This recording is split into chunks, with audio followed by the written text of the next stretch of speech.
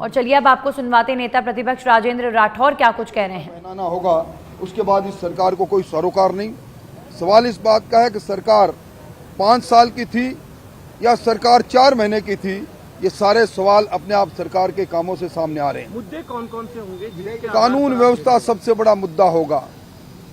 भरतपुर में जिस प्रकार पुलिस की कस्टडी में सरेआम राह में एक अपराधी को भून कर चले गए, ये घटना पहली घटना नहीं, दौसा की घटना जिसमें एक बालिका का अपहरण होता है, पिता पीछा करता है, उसको मार दिया जाता है, अनेकों घटना है।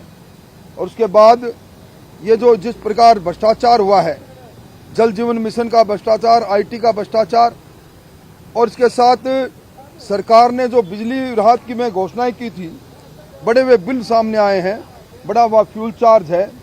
इन सारों को लेकर गड्ढों में जान देता हुआ राजस्थान का मासूम, इन सारे मुद्दों को लेकर हम सरकार को गिरेंगे। की बैठक में क्या वसुंधरा जी और लीडर भी रहेंगे क्या? हमने सभी को कहा है, वसुंधरा जी अगर यहाँ होगी तो निश्चित तौर पर आती है, अगर बाहर प्रवास पर है तो मुझे मालूम है। सरकार कौन से बिल है वो इस सत्र में लाने की?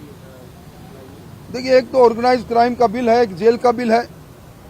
इन दोनों बिलों पर सरकार बहस करना चाहती है। 3 यूनिवर्सिटी के बिल पहले से पेंडिंग है। एक लेक्चरर्स जोधपुर यूनिवर्सिटी में जिस प्रकार इन्होंने बंदरबाट की है, लेक्चरर्स के नियमितीकरण का बिल है, और फार्मर डेट रिलीफ एक्ट है, और अब मैंने अखबारों में देखा सोशल सिक्योरिटी एक्ट भी सरकार लाना चाहती है। इन सारे एक्ट लाएगी, उन पर बात करेंगे। मुरमुर भी आ रही है। निश्चित तौर पर यह गौरव की बात है। इस देश की संवैधानिक प्रमुख राजस्थान की विधानसभा में आए, हमें संबोधित करें, इससे बड़ा गौरव कुछ हो नहीं सकता। राठौर साहब, विधानसभा सत्र आपने कहा तारंगी सवालों की बात है, लेकिन राजस्थान में 15वीं विधानसभा में 8 सत्रों में 40,000 से ज्यादा सवाल पूछे गए, लेकिन सरकार के जो अधिकारी हैं उन्होंने 7,000 से ज्यादा सवाल ऐसे जिनके जवाब ही नहीं दिए। देखिए, ये परिपाटी संसदीय लोकतंत्र को कमजोर करने की है। विधानसभा में सवाल इसलिए खड़े किए जाते हैं कि उन सवालों का जवाब आए। एक ऐसा मंच है जहाँ कोई सवाल का सही जवाब आने की संभावनाएं रहती है। ये नए सवालों का जवाब आना दुर्भाग्यपूर्ण है, परंतु विधानसभा अध्यक्ष जी ने इसके लिए प्रयास किया। इसलिए कहने में मुझे कोई संकोच नहीं। उन्होंने कोशिश की थी कि समय पर सवालों का जवाब आए, और अब ये नहीं है तो ये संसदीय लोकतंत्र की कमजोरी होगा। एक आखिरी सवाल है, आपको लेकर किसी से कुछ रोजाना बयान?